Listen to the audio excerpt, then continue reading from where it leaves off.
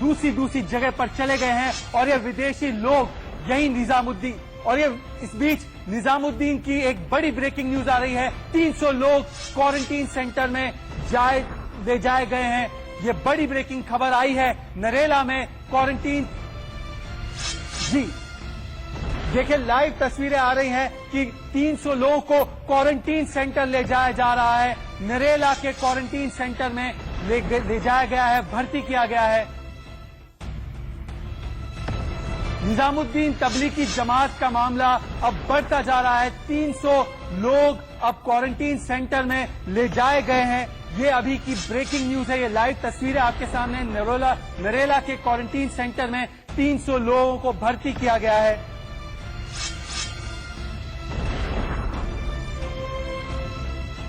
नरेला के quarantine centre में 300 लोगों को भर्ती किया गया है। ये इस वक्त की बड़ी ब्रेकिंग न्यूज आपके सामने लाइव तस्वीरें चल रही है। निजामुद्दीन तबलीगी जमात का मामला बढ़ता जा रहा है।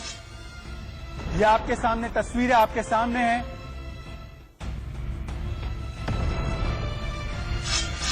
तीन लोगों को क्वारंटीन सेंटर ले जाया गया है। ये अभी तक की ताजा तस्वीरें हमारे सामने आ रही है कि किस तरीके से नरेला क्वारंटीन सेंटर में 300 लोगों को ले जाया गया है। ये ताजा तस्वीरें हैं।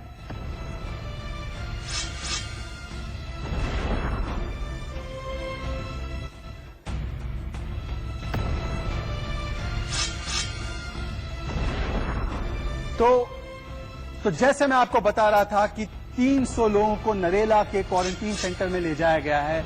अभी तक जो सामने आ रहा है वो ये है कि अब अलग अलग हिस्सों में जो लोग चले गए हैं, जो इस मरकज में आए थे, जो इस तबलीग जमात के समारोह में शामिल हुए थे, अब ये कोरोना का हॉटबेड 9 राज्यों तक कम से कम फैल चुका है। जी हां, 9 राज्यों तक फैल चुका है। जम्मू कश्मीर से लेकर केरला तक लोग पॉजिटिव पाए जा रहे हैं और उसके तार निजामुद्दीन से जुड़ रहे हैं। 1500 लोग तमिलनाडु में, तेलंगाना में 6 लोग जो मर चुके हैं वो इस समारोह में थे। जम्मू कश्मीर में 800 संदिग्ध लोग पाए गए हैं। इसके अलावा देश भर में अंडमान निकोबार तक लोग पाए गए हैं। मैं आगे बढ़ूं उससे पहले देखें रिपोर्ट कि किस तरीके से निजामुद्दीन बन चुका है महामारी का मरकज।